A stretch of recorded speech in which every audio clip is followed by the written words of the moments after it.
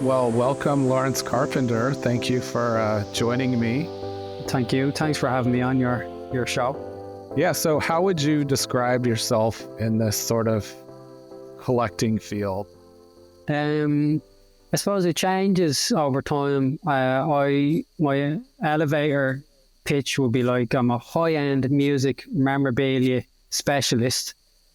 And what that means is I deal in like guitars owned and used by Bob Dylan and Keith Richards and Prince and artists like that. I also deal in like handwritten lyrics and stage worn costumes. So that kind of wraps up pretty much what I do. In a nutshell, that's like, you know, over the years has been an evolution of, I started off kind of with costumes, stage worn costumes, and then I moved on to artist owned / used guitars. So I primarily have dealt like in artist owned guitars over the last like 6 or 7 years. I moved away from the costumes and stage worn pieces.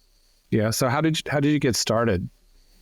I got started because my father was a collector. So it was in the family. My father used to collect like Star Wars toys, dinky cars.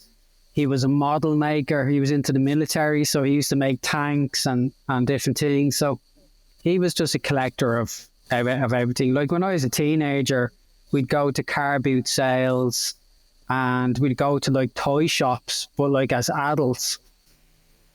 Yeah. As adults purchasing Star Wars toys and things like that. And my dad would come home on his own sometimes with toys, and he'd be like, this was only like, it was so cheap, you had to buy it, you know, it costs more to make it yourself.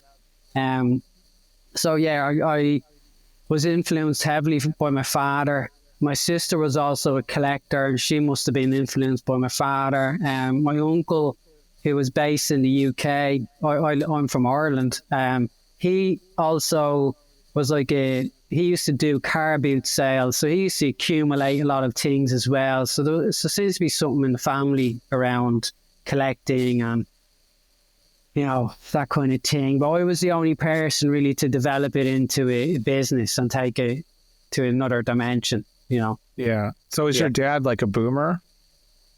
A boomer? Explain to me. Like age bracket. Like what? When my father's passed away, not that affects the boomer element, but my father passed away a few years ago. He would have been a boomer, yeah. Okay. Yeah. And then are you Gen X or are you a little bit younger? I was born in 1980. Okay. Yes, I think you would still be Gen X. So, okay. Yeah, just about. Cool. Yeah.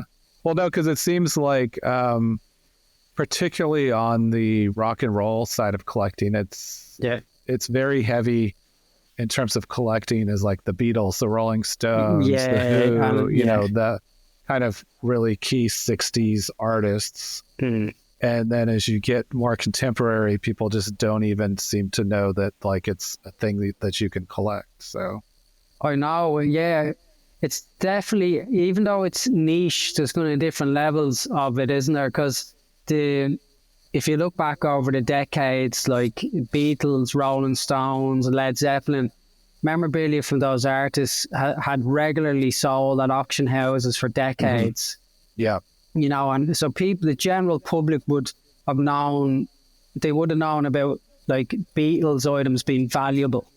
You know, there would have been that kind of knowledge. But nowadays, it's probably strangely like it's still not that well known of it. Like I think the problem with it is, the issue is, because they're high value, the majority of people can't afford to purchase these things. So they're just not really interested because they can't get close to it. It's too far, too out of reach. I think that's the key element, you know. It's just too out of reach. As interesting as it is, it's like on another planet for some people, you know. Yeah, so if someone is into music today, let's say like from, I don't know, the 90s forward, what advice would you give to them if they wanted to get started in collecting like original memorabilia, like artist owned and used to things? Okay. Like, I suppose there's different approaches. There's one approach would be the obvious one, you know, like you always hear in the art world, you know, buy what you like and what you're passionate about, you know. Sometimes that just comes naturally. And then there's the investment side of things, and you would be very clued into this, because this is where your expertise has been over the decades, is provenance and authenticity. And different people have different ideas of what that means. For instance, I have no interest in third-party authentication. It just doesn't float my boat. I'd rather see a photograph of the item being signed, or some type of documentation that's directly related to the artist, not somebody else's opinion on what the provenance is. So my advice to collectors would be, if you're buying one-of-a-kind pieces, would be to ensure that it comes with adequate provenance documentation. And that could be video footage of the artist. Sometimes, like, I've got video footage of the artist literally calling out the serial number of the guitar, signing the guitar, and playing the guitar. Like, really high levels of provenance does exist. It's still rare, but you can get really good watertight provenance. If you can't get video, handwritten document, ideally from the artist or someone related to the artist, like their manager or somebody intrinsically related to the artist, you know, not just some Joe Blogg down the street who's a cousin of the manager, and so on and so forth. Right. So it just kind of, you can't even say how to use your common sense, because common sense isn't necessarily applied equally across the board. Yeah. So if you're unsure, get some advice from an expert before you purchase anything expensive. That would be my advice. So if anybody wanted to ask me, I get people getting in touch with me all the time. I'm happy to respond if somebody needs a bit of advice, you know, around a piece that they're looking to purchase. You know? Right. Yeah. I mean, there are some official sales, like, you know, certain bands and artists will have, you know, a drop on Reverb, and then at least, you know, it's coming directly from the source. But when you get into like eBay, then it's very much buyer beware, because, you know, unless it's a seller that specializes in this and has a long track record. But even then, that can be deceiving. I know on the prop side, over the years, there's been people that have thousands of positive feedbacks and you know, a ton of sales, and like every single thing that they've sold is fake. So I know it's it really is tricky. Like when it reminds me of any type of investment that if somebody's going to invest a chunk of money into something, you know, and I've been burnt over the years. I've invested in cryptocurrency. I've dabbled in movie memorabilia, and sometimes you have to, I'm the type of person, I need to sometimes actually go through the process of something to really learn the lesson. And what I've learned from all my trials and tribulations around different types of investing is to just really invest in the one thing that you're an expert in, and don't waste your time on anything else, because there's a high chance it's going to be a really poor investment. You know, and if you're not an expert in anything, then try become an expert in just one thing and one area, and focus on that. You know, that would be my advice to anybody. Yeah. That's like when I started collecting movie props and costumes. I started as one movie, so I could like sort of dip my toe in it and wrap my head around how it all was that? Mystery Men. Mystery Man. I don't think I've heard. Yeah, with like Ben Stiller and William H. Macy. That's the thing. Like, it was a good starter property because no one cared about it. So everything, there was stuff out there, but it was all cheap and it wasn't worth anyone faking anything because there was no, it would cost them more to fake something than they'd probably get selling it. So for sure. Yeah. So on the movie prop side, you know, there's, at least on the surface level, there's a lot more collectors out there sort of involved in communities and discussion forums and things like that. But I don't see that on the rock and roll side, apart from like autographs or guitar picks, you know, things that are a little more specialized, but not when it comes to like stage and studio used costumes and instruments. Has that been sort of your experience as well? Yeah, pretty much. You do get these like pockets of like Facebook groups that specialize in Metallica memorabilia or Oasis memorabilia and so forth. And they can be great places for collectors to go to ask questions and get information. And they usually operate in the price range could be like, you know, from $1 to, you know, probably like $4,000 or $5,000 would be the price range. More like under $1,000, and then you have the odd person who can afford stuff over that. So even in those groups, like there wouldn't be many people who would have like stage used guitars or stage worn costumes. I think with movies, it's just. It's the devil's in the detail. Like a band is different than a movie, and a movie has like a massive production, and there's lots of costumes being worn, and the actors don't own the costumes. Where a band member might be just wearing his clothes or her clothes on stage, right? you know, that they don't want to give away, and they mightn't even like the idea of a fan owning a piece of their clothing because they've given so much away already.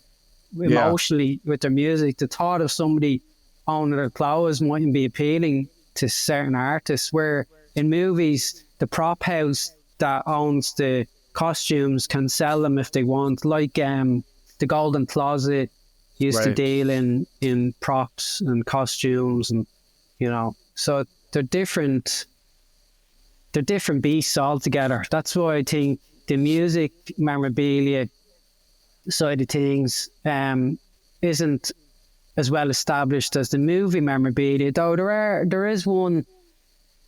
there's a guy, I can't remember his name, he's a famous DJ. He's started up a company called The Realist. Have you heard of that? Yeah, so he's trying to get a grasp on the authentication of music memorabilia, you know. So if that takes off, you know, and it'll take time, that will be a good way for music memorabilia to be authenticated at the source, and then when somebody buys it 5 years later off the 10th person who's owned it, that it still can be traced back to the original source. And until The Realist, really you're dependent.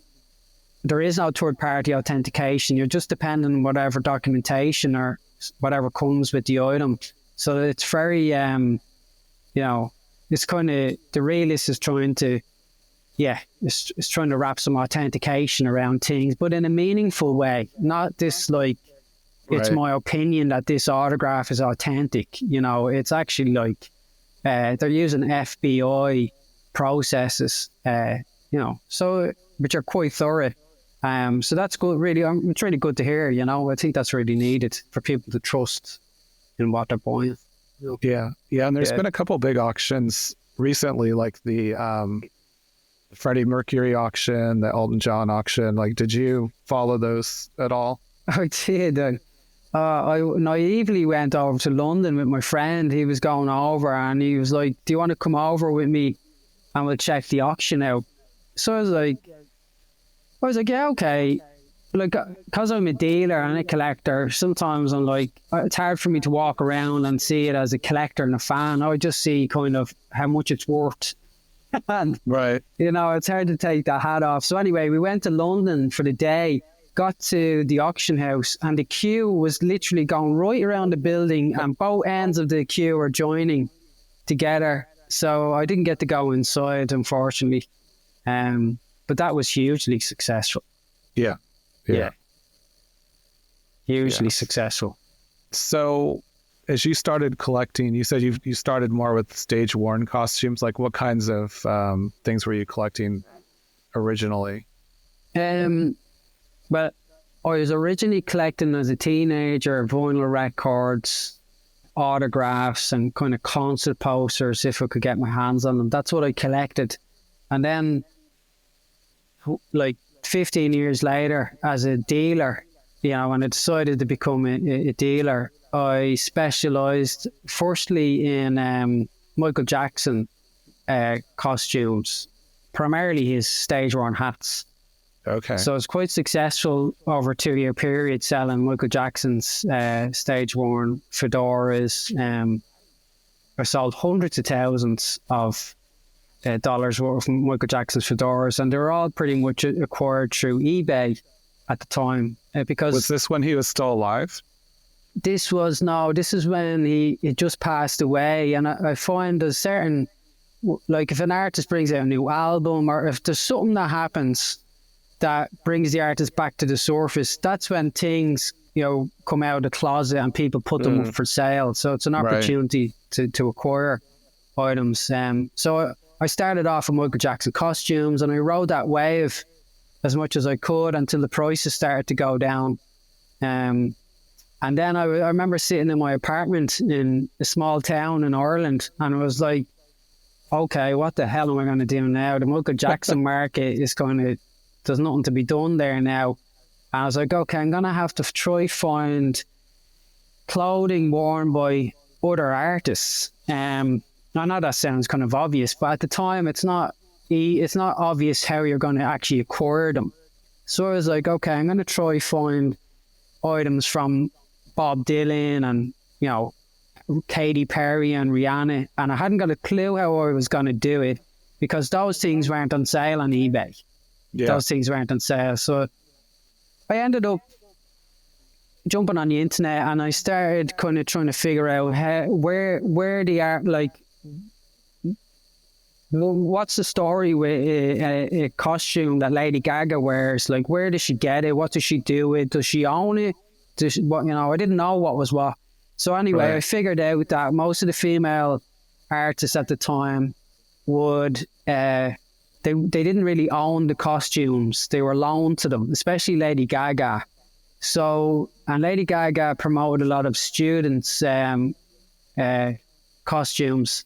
She'd go to like a student, the annual student catwalk event in a certain college, or she sent her stylist there, and then the stylist would mark down all the costumes that they wanted to borrow, and they'd contact the students. They get a loan of the costumes. Lady Gaga would wear them and then send them back, and I would just contact the students and do deals with them and buy the costumes. I would contact costume houses in LA and New York, and I just would look through articles in magazines to find out the names of stylists, and I was just gathering all the information. Then I just contact these people and see if they wanted to do a deal, and that's pretty much what I did. And I would then type up letters of provenance with an image of the costume and all the details, and I'd get them to print and sign that and include it with the costume when I bought it, just to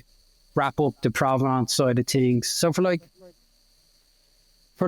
5 years, I was specialising in, I was like the only person dealing in stage-worn costumes. I had figured out this little niche that nobody else was doing.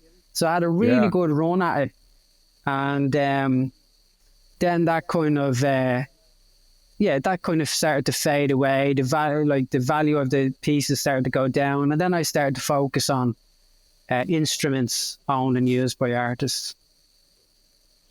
Yeah. So when you were selling costumes, what was like your outlet? Were you putting things on auctions or on eBay or just finding buyers? Yeah, there's only a handful of auction houses you could really sell them through, like Julian's Auction House, Gotta Have It, Rock and Roll, Bonhams and Sotheby's, maybe not Sotheby's, Christie's when they did pop culture auctions.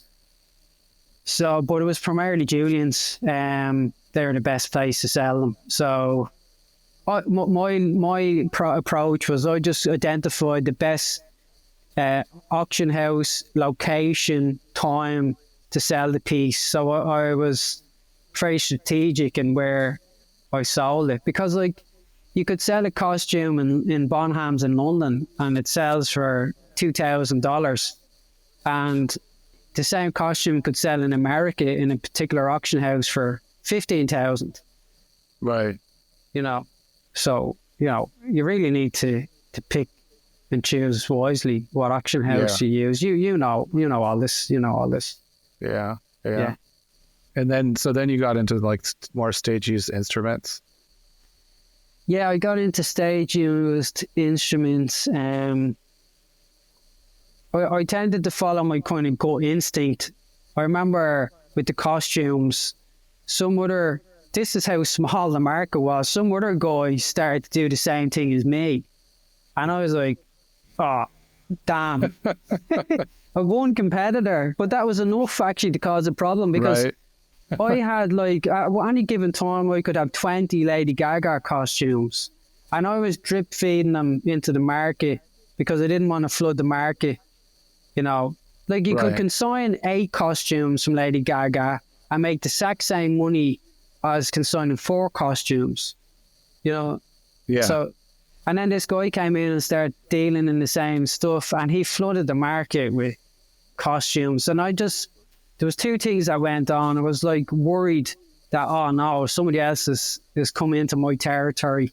And then I just got this feeling that, I think there's been I think there's a shift happening, and I'm going to stop doing costumes. I'm going to move into instruments. So that's when I started to focus on the instruments.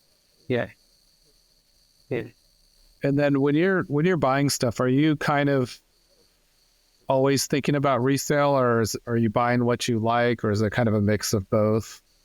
Because you're a collector too, so some things you're probably thinking, I'm going to keep this, but then at some point you might decide, it might make more sense to sell it, so I can get these other 5 things. Or well, let me see. Well, what would happen for me would be, so no, I don't quite do this anymore, but I used to be searching for things, and my motivation to search for a particular artist would be, I might hear an Eric Clapton song on the radio, and then I think to myself, I'm going to try find an Eric Clapton guitar today.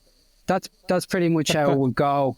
And then within 24 hours, I have found an Eric Clapton guitar. So and then what would happen, like I'll actually give you a very good example. I heard Prince on the radio, and I was like, I think I'll try find a Prince guitar. And this was after Prince passed away. So I was like, realistically, the chances of me finding a Prince guitar are very slim. So I put into Google, Prince owned or used guitar, and an image came of a white guitar. And I clicked on the image, and it brought me to a website, and it said Prince's last stage used guitar. And I was like, no, this can't be real. I literally, it was the first thing I clicked on. And it was just a very fortunate timing that the guitar shop in the States had listed the last guitar Prince ever used on stage. And I did a deal with them, purchased the guitar. I consigned it to auction, and it sold at auction, and it went very well. But going back, so my motivation was the music, and then I went to search. And then when I found that guitar, it's the moment where I realised that, the provenance is up to scratch. And that's when I'm like, that's when the juices start flowing. I'm like, okay, it's like finding buried treasure. Mm-hmm. It's like you've found buried treasure. So that will be, there's a couple of kind of stages to it. Yeah, it's the initial kind of like spark of, I'll check this thing out. And then I check it out, and then I find something. And then I'm like, I'm after uncovering something that is authentic. It's authentic. It has really good provenance. Has a good story, you know, and then it's like, can I get it at the right price that protects me? So when I sell it, I'm not going to lose anything. Right. You know, that's usually my simple kind of approach, or has been in the past. You know. Yeah. So for people that have never consigned to an auction house, like, can you sort of give some tips on that process? Like, you know, what to look for? How do you protect yourself? How do you protect your investment? What kinds of things should people negotiate? You know, what kind of negotiating power do people have? Yeah. The first thing I would say is, whatever it is you're looking to consign, so say it's a Bruce Springsteen guitar, just go on to the auction house's website and type into the search engine. Usually they have a search engine so you can check their previous sales, and type in Bruce Springsteen guitar and meticulously go through all the previous sales for Bruce Springsteen guitars and try to find some comparable sales that are similar to the item that you're selling. And then go to a couple of different auction houses, do the same thing, and you'll quickly find out that, there's probably one auction house that stands out more than the rest when it comes to selling that particular artist. So then that's probably the best place to sell that guitar. And then with regards to the auction house needs photographs, copies of the provenance. They just need all the pertinent details so they can get back to you with an estimated value of the item. So make sure just to send them all the details that they need. It's all about the provenance and authenticity. So just, there's no point in telling them a story that you can't back up. Show them the documentation, and that should speak for itself. One of my approaches when I started off was I said I will never add my own letter of provenance from my company stating blah blah blah, signed by Laurence Carpenter, because I was like, either the piece stands up on its own feet or it doesn't. I shouldn't need to add anything to it. So the piece should be able to stand up on its own 2 feet when it comes to its authenticity and provenance, and then it should do very well at auction if that's the case, And then when it comes down to fees, look, if you have the confidence to try and negotiate on the fees, most auction houses charge like 20%. Ask them, would they do 10%? And they'll probably come back and say, well, maybe we can do 15%, or the worst thing they could say is no. Well, it's 20%. But I never got too caught up in the fees. The philosophy I had was, if that auction house can sell this thing for X amount of money, they're welcome to the 20%, because I'm very happy with the profit that I made. Once you're happy with the profit that you make, don't get too caught up on the fees. The auction house needs to make a profit as well. So I was always happy to pay the auction house whatever fee they charge. That was just my approach back in the day. It's not my approach now. Yeah. But it was in the past. What about reserves versus no reserves, and how would you handle that? Gosh, I remember when I was selling those costumes for a couple of years, and I didn't, because they were selling so well, the reserve thing never kind of came up, and I was fortunate that they just kind of always sold well from the start, so I didn't cross my mind about reserves. And it was only later on when I realised that I was never putting reserves on anything. I think it's important to have. It's a tricky one. Isn't it? Yeah. Well, especially if you've bought something strictly for investment that you're flipping, and you've outlaid so much cash, you don't want to really put that at risk and lose money, right? I know, yeah. Though at the same time, you don't want it to be exposed in an auction, doesn't sell because the reserve is so high, and then you get the thing back and you're stuck with it for ages. So,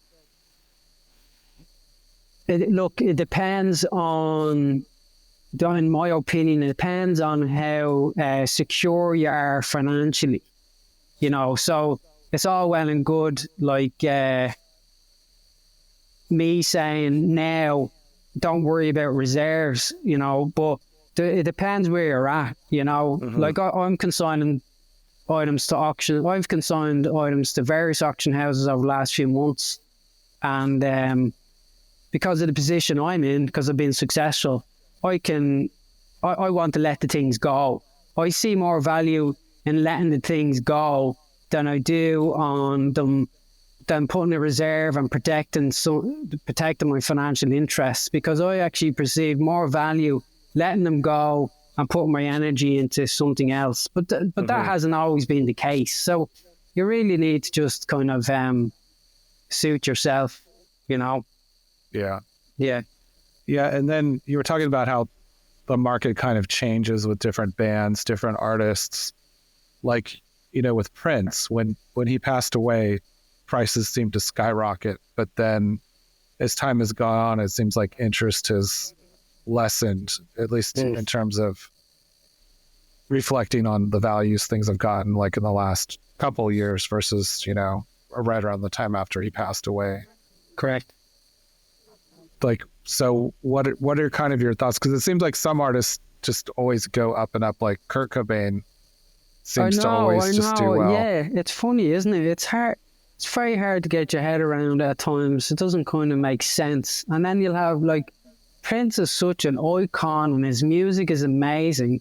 Yeah, his guitars, like, if you compare them to other sales, have not sold for anywhere near what you think they should sell for. Right. And it just doesn't work. Like, it's not kind of a logical thing. It comes back to, like, there's such a small pool of people purchasing these pieces that it comes down to individual taste. You know, so whatever billionaire or multimillionaire is bidding on this, it comes down to their personal taste. There's not really a market as such for these things. Like, it's so minuscule. Not to talk down about it. It's just kind of fact. It's not like, if you think about the art world, or even trading cards and things like that, where there's more established markets, you know, there's like, do you know what the problem is? I think it's that everything's unique. It's not like a limited edition. Sometimes actually, if you have a limited edition of something, it's easier to have comparable sales. But right, you know, yeah, everything is unique. It's kind of like in the comic book market. You know, you have all these comic books that are graded, and there's a population report. You know, like this particular issue of Spider-Man, there's 10 9.8s or something, and and then there's a graph showing you, you know, the values where, like you said, these are all just kind of one-off things. And I think the other thing is, like, with you know, Prince guitars, there might be a couple multimillionaires or billionaires that bid on a particular auction and drove the price up. But then if they only want one Prince guitar in their collection, they're satisfied. So then the next one that comes up is a little bit less. The next one that comes up is a little bit less. Unless there's new people coming into the market, you know, it's like we were saying, it's such a niche market that it is much more volatile, I think, when it comes to valuations of things, because they're all one-off things, like you said, and there's only so many buyers, unless it grows substantially, or, you know, certain new entrants come in that just want to buy everything. Like with Heritage had that Game of Thrones auction, and the prices were bonkers. But I know, I think that's because there were. I would wager money that there were probably a lot of people that participated in that auction that have never participated in an auction before, just because Game of Thrones, which was such a massive phenomenon, you know, in pop culture. I agree. So you're saying you think that there's a lot of new buyers acquiring pieces who had the funds to do so, or at least trying to, and affecting ultimate value, right? Yeah, that's true. Yeah, yeah. I always find it interesting when it comes to auctions that like there's like this pool of people who weren't successful, who had the money, and sometimes a lot of money, and they do, I think, sometimes be forgotten about, you know. There's like this, like literally, like say if an auction made 10 million, there was probably 20 million though on the table. There was 20 million available. Not that you can have like, well, we have a second Prince guitar for the second bidder. Right.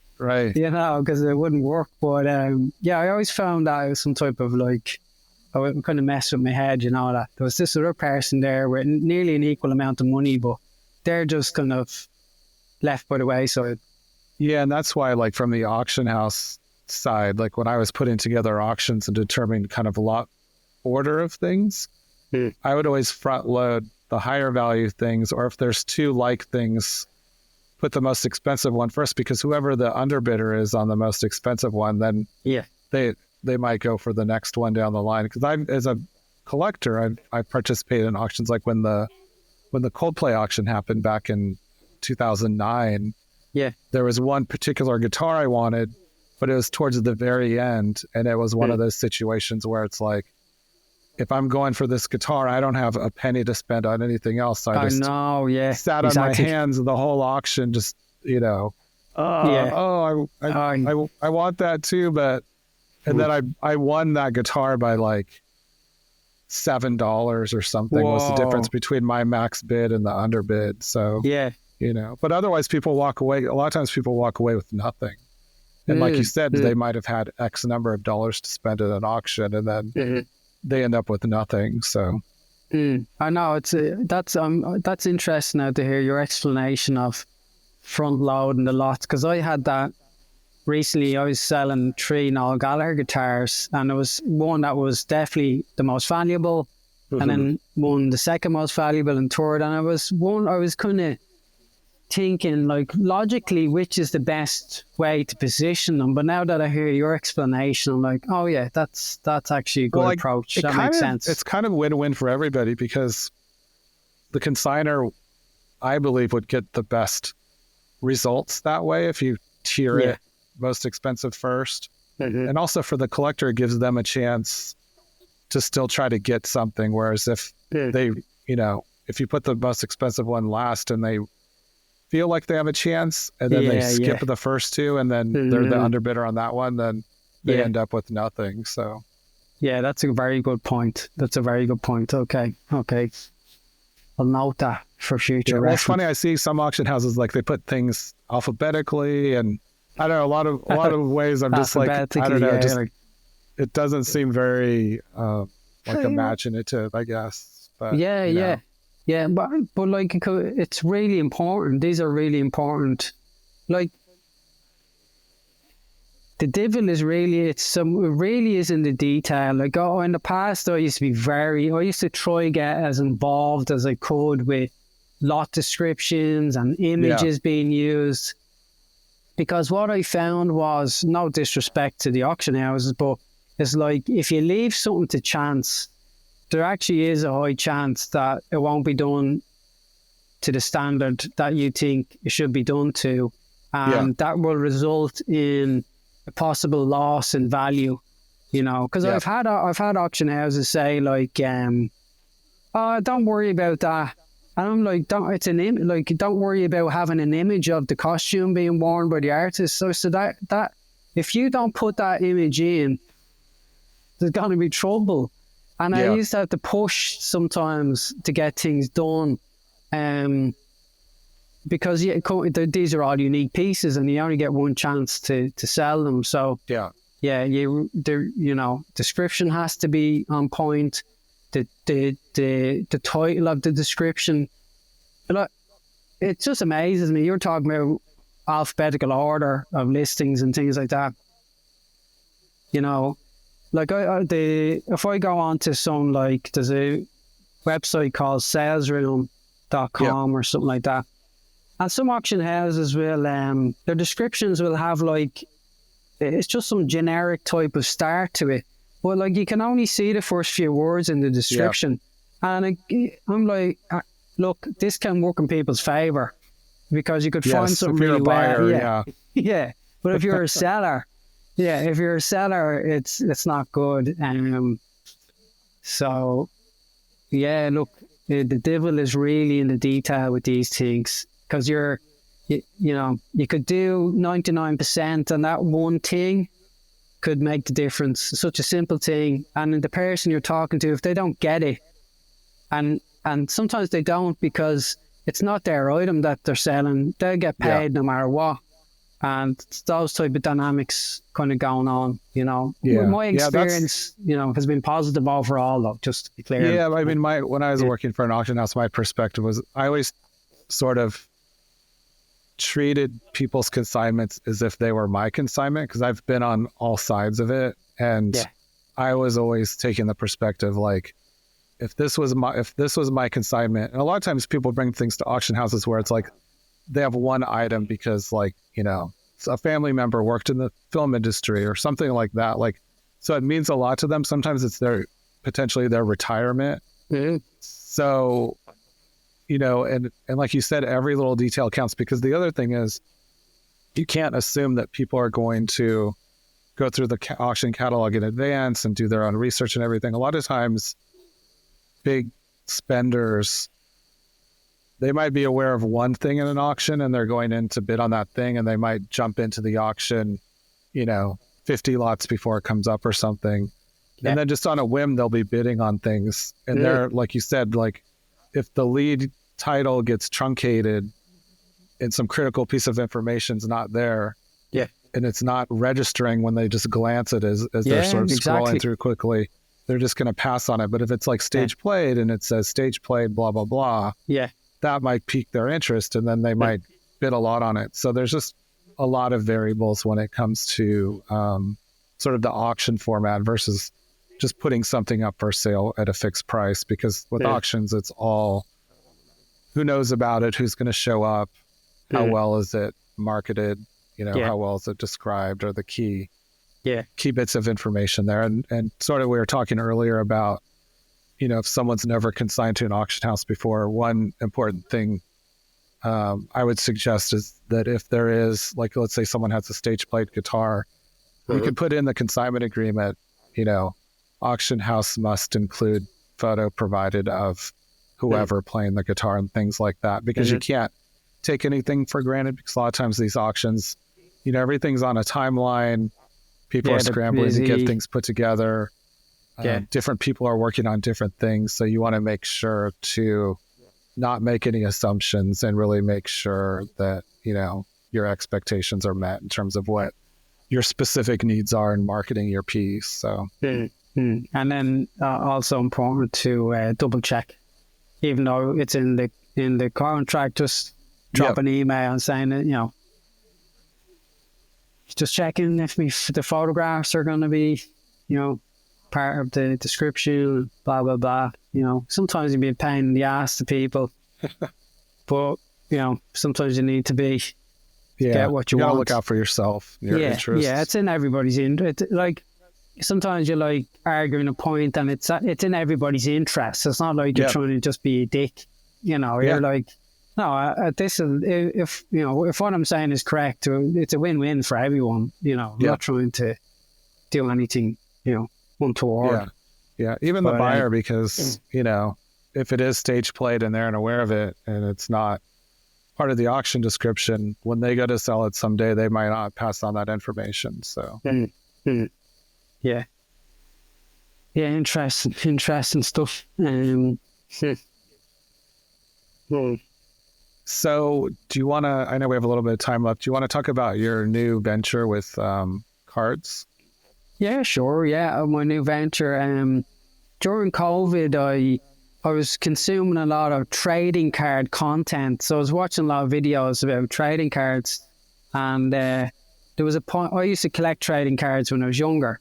Like when I was 14, during the 1994 World Cup, which was held in America, in Orlando, I think, or Florida. And then I used to collect upper deck trading cards. Somehow they made their way to Ireland very high quality trading cards, and I absolutely loved collecting them.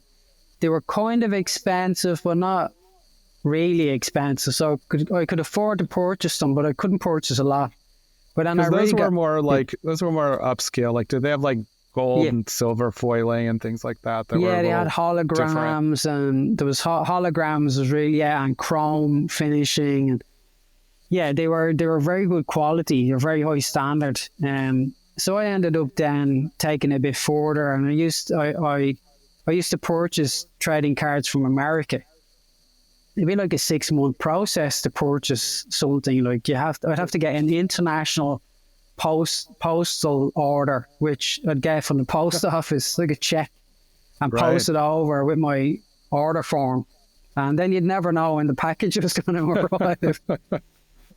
So I was a collector of trading cards when I was younger for a period of time. I was a serious collector, within my realm. I had no money, so. And then fast forward like 5 years ago during COVID, I was watching a lot of content, and I just got this inkling that I got this moment of awareness. So I was like, I'm aware that I'm watching a lot of content. I'm not sure why I'm watching a lot of this content, but I think there might be something to it. So I'm going to just go with the flow. And I did. And then I kind of had the idea of creating music trading cards. And I had some conversations then. I started to look into that, and I had some conversations with a licensing company. And I spoke to, Metallica's management and Oasis management and different bands. And I was kind of trying to test out the idea. And some were open to it and some weren't, So then over like a 2-year period, I was kind of picking the idea up, taking it forward, and then putting it back down, And over the last 6 months, I set up a publishing company, and I went about creating my first collection, and I decided to go with an Oasis trading card collection because I thought, well, that's what I was an Oasis collector. I've kind of stopped collecting Oasis memorabilia now. But I was like, I had the biggest collection of Noel Gallagher guitars in the world. And so I was like, this is my realm, So over a 6-month period, I had to find the printing companies and designers, and I put the whole thing together. And I created a really nice collection, in my opinion. I always referred back to the Upper Deck collection as a standard, Yeah. So I put a collection together, and then 2 weeks ago, I did a lot of promotion. I was advertising on Instagram. I was doing various different. I was throwing everything at it. I was learning lots of new skills around marketing, and it was interesting. It was different things started to finally make sense to me. I used to hear business people talking about different types of tools to use, but it's only with this project that I could actually use them, and it made sense. And I created a wait list for people to sign up, so I kind of got an idea of the level of interest.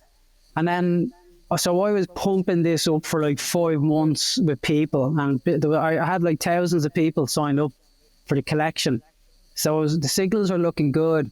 And then I was getting the online store ready to sell, and it was due to go on sale on a Friday, the 4th of October. And on the Wednesday prior to the Friday, I opened up the shop for 45 minutes just to do a test. And within that 45 minutes, $1,000 worth of orders tried to come through. And one of them was successful. Someone actually purchased $400 worth of product. And another few people tried to purchase, but they couldn't because of the location. Anyway, so I was like, okay. I think on Friday this could sell out because of that 45-minute window on a random day, And then the Friday morning at 10 a.m., the sale went live. I had 1,000 sealed boxes of Oasis trading cards, and they included on-card autographs from the original drummer, Tony McCarroll. Noel Gallagher's guitar plectrums were embedded into certain cards. The photographer who I worked with, who took the photographs from Oasis's first official photo session, provided me with photo negatives from the photographs that he took. So I chopped those up and I embedded them into the trading cards. Cool. So I created like a nice collection, and it sold out within 10 minutes of going on sale. Wow. So it went very well. I was delighted, but it was That's crazy. Amazing. It was crazy. Yeah. Wow. So could you give people information about your business and where they can find out more information? And if anybody's interested, put you on their radar so they can be one of those 45-minute window people. IconicCards.ie is the website. And I'm in conversations with different licensing companies at the moment. So we're looking to do officially licensed collections for various movies and bands and artists. So with some exciting projects in the pipeline. That Oasis collection was like a test. Yeah. It was like a test for me to learn about being a trading card publisher, and not just to gauge the level of interest. So, after doing the test, all the signals are really good. And I'm looking to now primarily focus on being a trading card publisher. Wow, that's awesome. Yeah. So when you're making these, like, are you thinking of it strictly from, or not strictly, but you're definitely have in mind, like, if you were in the market to get excited about buying something like this, like, what would you like to see? And it seems like you did a lot of special, unique little things for people to hope to find when they open a package. Yeah, no, for sure. I was like thinking of, it was easy for me to kind of identify the elements that were really good, and the bits that were okay, and the bits that were kind of standard, because that's how it is in collections, So there was an element of, I was like, if I was happy with it, then I knew that other people would be happy, because they're like-minded collectors, right.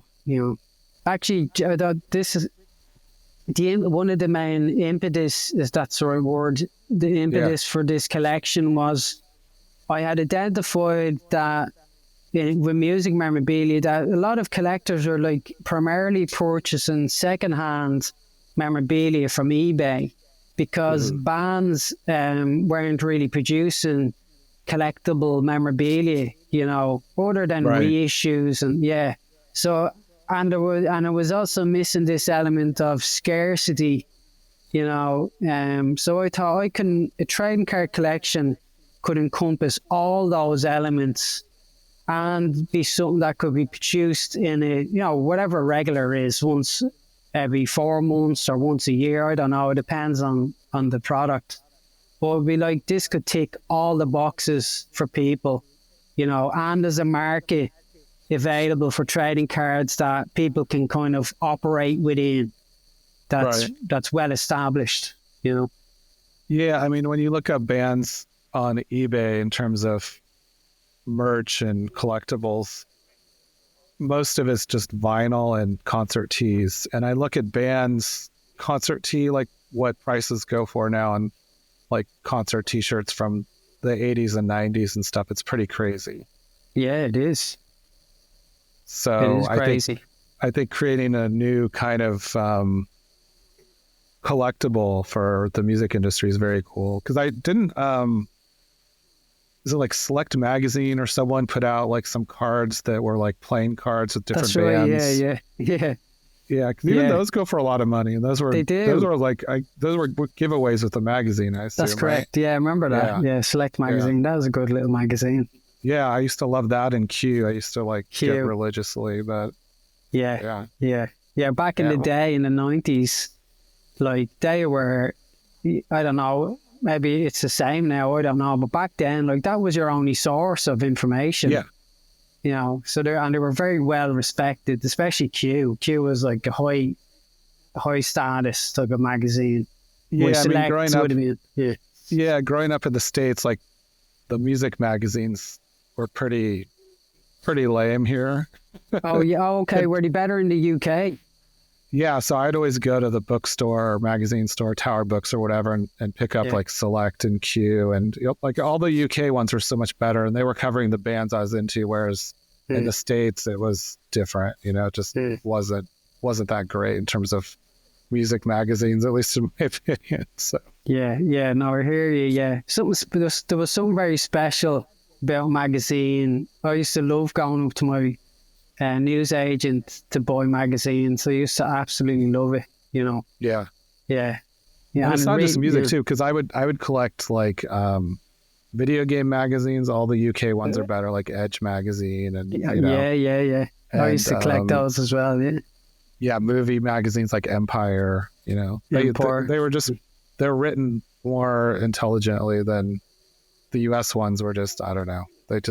They weren't as good at all. There was no comparison. So it's funny though, because me being from Europe, I used to go to my Forbidden Planet, a sci-fi shop, and buy American magazines. So I did the same. I did the same as you, but the opposite way around. Yeah. I mean, I got the American ones too, like Premiere and Rolling Stone and Entertainment Weekly, but those were more, I don't know. It didn't jive with me as much as like the UK ones did, for sure. So the UK had they were very good quality back in the 90s. Yeah, there was something special back then, but there was a lot of quality back then. I know we sound like old men now, but back in the 90s, the music, there was something special happening back in the 90s. Oh yeah. A lot of authentic. Things are very authentic. Yeah.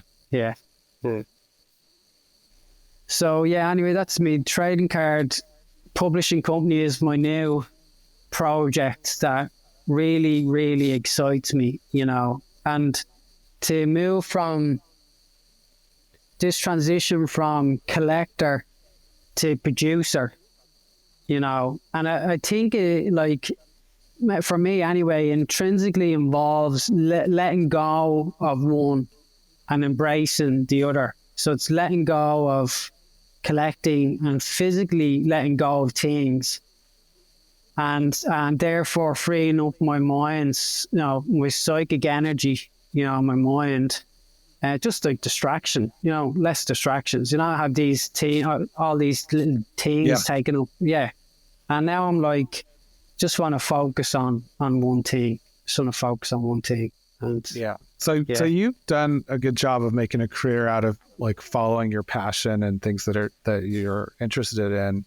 So what advice would you give to people that think that that's not achievable and that they have to sort of settle for like a day job that maybe they're not passionate about? My advice would be, you just have to pick yourself back up and keep trying. Every time it doesn't work, feel the emotion and the pain of it, and go on to the next thing. And that doesn't work, go on to the next thing. You just keep doing that forever. Just keep, there is no stopping. You just never stop.